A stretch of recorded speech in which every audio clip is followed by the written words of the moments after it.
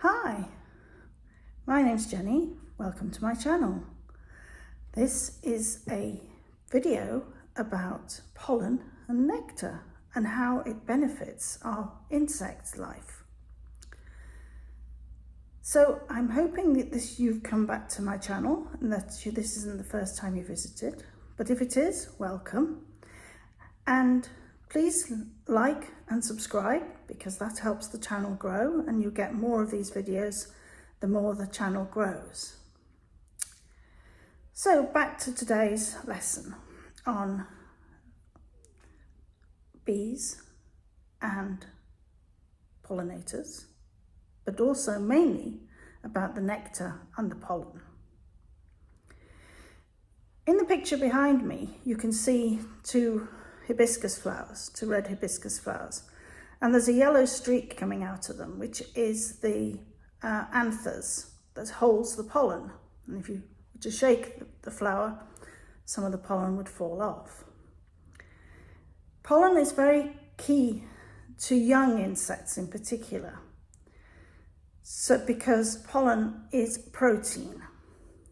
Nectar, on the other hand, is carbohydrate. And just like us, bees and other beneficial insects need a balanced diet. So many plants these days are cultivated, and the ability to produce nectar and pollen has been removed deliberately by the flower and plant breeders. And this is having a major impact. You know, we're all told that these are the great plants to plant in your garden, but nobody's helping our native wildlife, our native pollinators, to help us. And we need those pollinators. We need those pollinators to be pollinating our fruit trees and pollinating our vegetables and pollinating our fruit. So without those beneficial pollinators, we are going to be the long-term sufferers. So let's talk about the pollen first. As I say, it comes off these anthers. And it's what makes people have hay fever. So in one sense, people don't like it.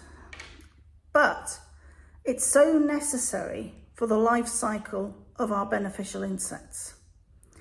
And what happens typically is that a stash of pollen is put by an insect egg. And this is best shown in our honeybees, a cultivated species, but still ones that have very close links to our native bees. So in honeybees, the pollinators, and a particular type of honeybee has big pollen sacs on their hind legs. And they will go out and they will just gather pollen. And when their pollen sacs are full, you'll be able to see these yellow bulges on their back legs. It almost looks as though they're slightly deformed, or they've got something else sitting on their back legs. But in fact, these are our full pollen sacs, and those full pollen sacs are very much what the hive needs to rear the next generation. So those pollen bees will go back to empty honeycomb cells, and probably about a third of the cell will be filled with pollen. And then the queen will come along and lay an egg in there, and then it will be sealed. Once the pollen and the egg have been sealed in the cell, that it's left, and until a larvae has emerged from the egg and has eaten all the pollen, it will stay sealed. And then eventually the worker bees in the hive will actually start feeding the larvae. Will break into the cell and start feeding the larvae to make it grow even faster. So that's where pollen really comes in. Most adult insects will perhaps eat a little bit of pollen, but it's really the young insects. And obviously we need those extra generations to come along and to keep producing more insects. So once you've had the pollen, what else have we got in the flower? We've got the nectar, and that's the sugars, that's the carbohydrates. And as I said, a lot of cultivated species these days don't produce any pollen or much nectar, if any nectar. So the bees and the pollinators are really up against it to find plants that they can actually feed on. And our native species obviously evolved to work with our native insects. So they both grew to benefit each other. So what the plants want is something to come along, grab some of the pollen and take it off to another flower nearby. And what is our and they get the insects then get the reward of the sugary nectar. Plus, there's one other thing that a lot of flowers do, is that they provide a resting spot, almost like a service station.